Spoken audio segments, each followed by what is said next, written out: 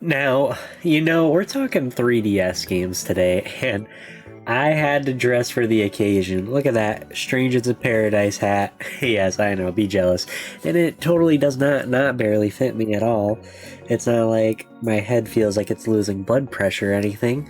So, yeah, today let's go over my personal 10 essential games for the Nintendo 3DS.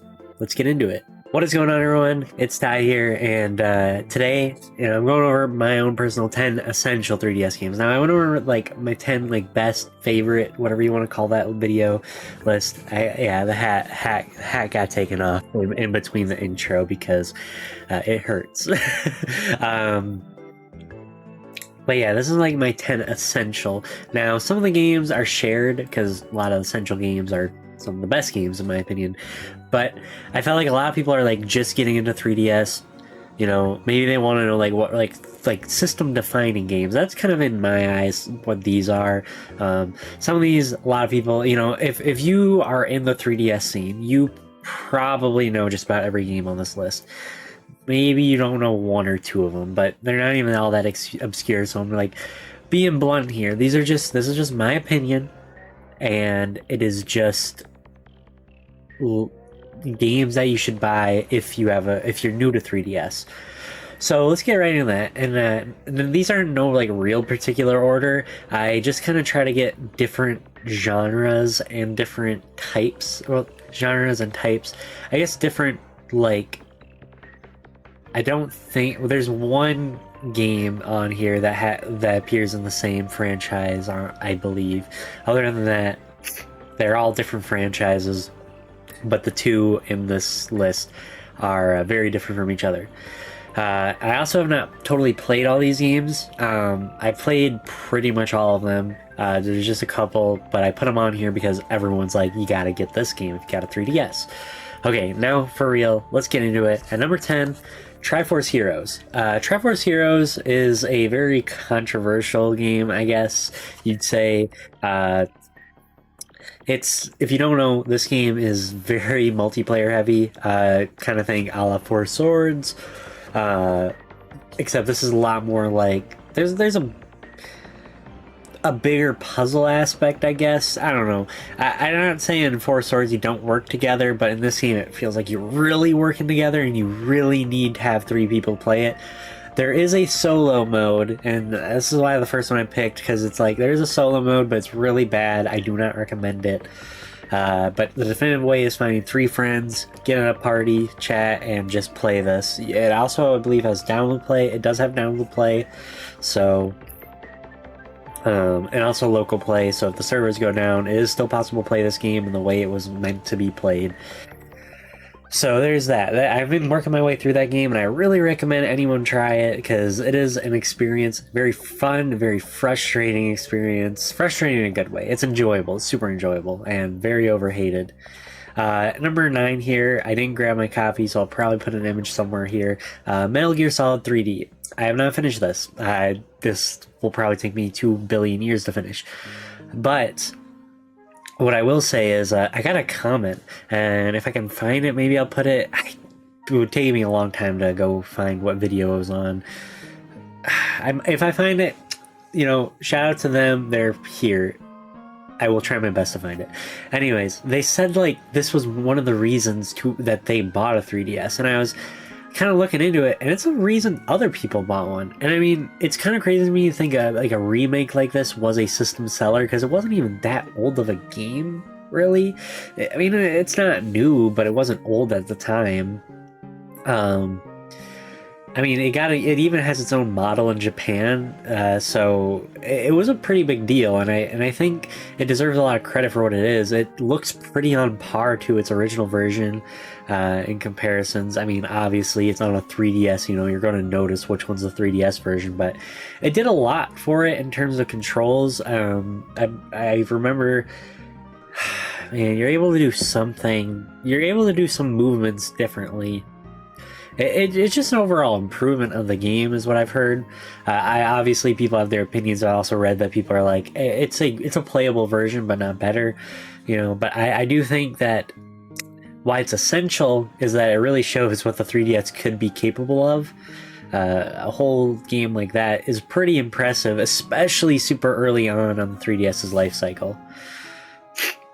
Moving on to number 8 is a game I have not played. I have heard tons of people talk about it in the Discord and my comments, and it's like, maybe one day I'll get a hold of it. Right now, this is the only game on the list that I truly think will get like a port to the Switch if it does. Maybe a few others on here, but out of everything, this is probably like the closest one. And that is Kid Icarus Uprising. People rave about this game. You'll say it's like it's the best 3DS game. It's one of the most it's a huge revival of the series. I mean, well, an attempt at a revival. It's hard to say if it's really a revival, if it didn't keep Pit and the Kid Icarus franchise in the spotlight forever. But people really rave about it.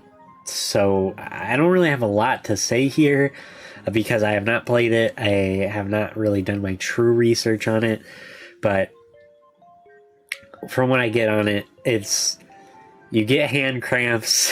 I heard it's a little awkward. That's what I've heard. Can't confirm. I heard the weapon system is pretty cool. You can upgrade weapons. I heard it has online. I was being told it was like online was like a great way to upgrade weapons, and like it has PvP versus player. It's pretty cool. From like when I watched the gameplay, I mean, it's an action. I don't really know if it would be an on-rail shooter because you use actual weapons too, but it's very unique. It's very different. Like I was watching some gameplay of it. I was because I wanted to be able to describe it, but I can't. It's one of the really unique 3DS games on the platform. There's not really anything like it. Like a lot of these 3DS games on the platform, frankly, are RPGs, well, turn-based RPGs more specifically, or are side scrollers, and nothing's really wrong with that. This is more of not open world either. I don't know. If you're interested, if you know Pit, a lot of people know Pit from Smash Bros, and that's fine. You know, if you like the designs of the characters, the whole game has those type of designs. They're very nice. It's a very nice looking game, especially the arts. So I'm gonna move on from it because I don't really have too much else to say. But at number 7 here, this is the last game that I haven't played. Just a fair warning. Is Link Between Worlds. I want to put on this because if you don't have a 3DS but you're a Zelda fan, I have heard this is like one of those essentials. I believe it's a sequel to Link to the Past, I believe, or at least like a follow-up, maybe not a direct sequel, but it's like in that same. Like, I mean, Link to the Past was like a lot of people's favorite. So, but I digress from that. This is one of those 3DS games that like ends up on a lot of people's top 10 lists. That's their favorite game. It's very good. I will say, all I can really say is that if you like original 2D Zelda games, you will probably love this one from how much people rave about it. All right, now from here on out, I've actually played everything. Number 6, definitely recommend Kirby Planet Robobot. This game is I haven't played Forgotten World yet, but or Forgotten Land. I don't remember which one. This game, you know, games have gimmicks. Gimmicks aren't inherently bad. Gimmicks have like a bad connotation to them now, I feel, but gimmicks are not inherently bad. This game's gimmick is the robot suit, and it does not overstay its welcome. It doesn't understay its welcome. I mean, I do want more of it, but it does not like you're not content. The robot suit is super cool. It has power-ups. It has its own level sections.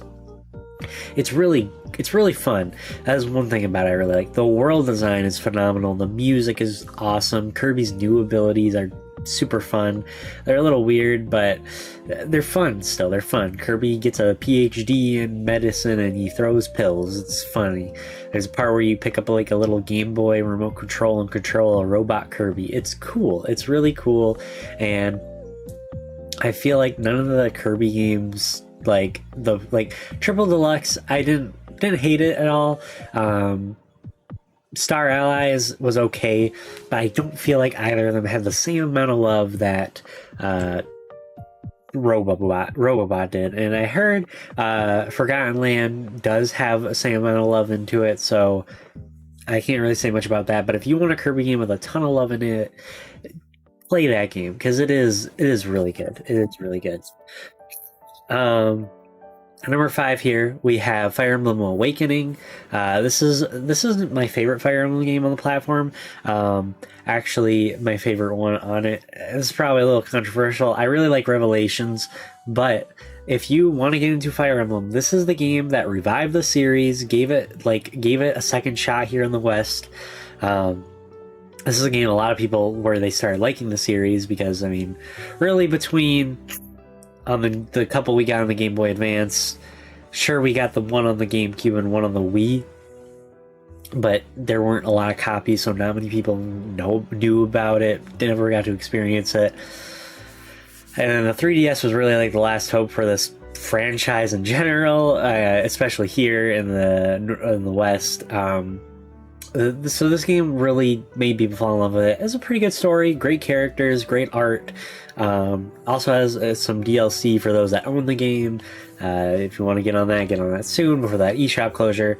But I mean, if you like turn-based RPGs, if you like things like knights and mages and Pegasus, if you like all this like fantasy knight stuff, medieval kind of, I guess, not medieval the game, but if you like all that, you'll like this game. Up at number 4 here, we have one of my actual personal favorites, WarioWare Gold. This is a puzzle, not a puzzle game. It's kind of a puzzle game. It's sort of a puzzle game. This is it's a very quick-paced mini game. Some of them are puzzles. Some of them are like do this. It's a lot of quick actions. If you like rhythm games, there's a couple like rhythm games in here, but if you like the fast-paced part of rhythm games, this is something for you. If you like other Nintendo games, there's a lot of references in here to that. If you like really weird games, like kind of not weird, but this game is I would almost say exotic in some of its art styles for some of the mini games. Excuse me, micro games. They're not mini games. This is like the definitive WarioWare experience, in my opinion. I don't think the one on the Switch is as good as this. I think it's cool. I enjoyed it, but this is seriously better than my other favorite, Smooth Moves and Touched on the DS, and well, Smooth Moves was on the Wii, to clarify. If you like WarioWare, if you like quirky games, I don't like calling games quirky, but that's what this is.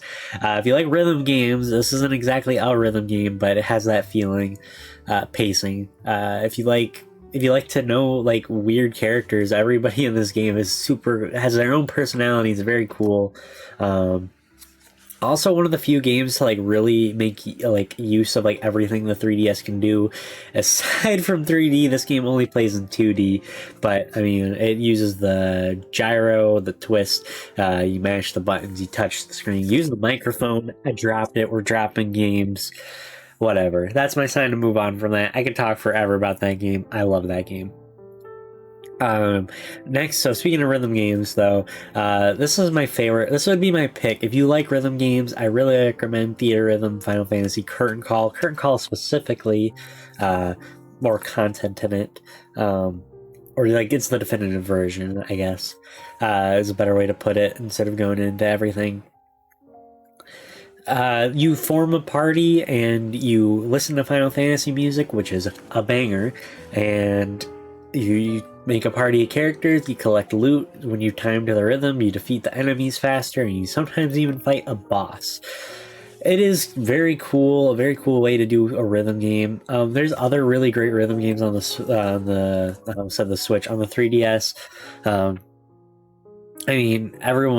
There's two other ones that are like really like defining as well. I almost said Theatrhythm. Why can't I think of it? Rhythm Heaven, Mega Mix, I think it's called, which is digital only, and also the Hatsune Miku rhythm game. on the 3DS, which I've played that one, and I think it's pretty good too. I think I know they're all very great games. So those are, if you're a rhythm game person, you really can't go wrong with any of them. They're all pretty different from each other, especially in terms of the beats you play the rhythm to, the way it's all laid out, basically how it all plays. The art styles are all definitely very different.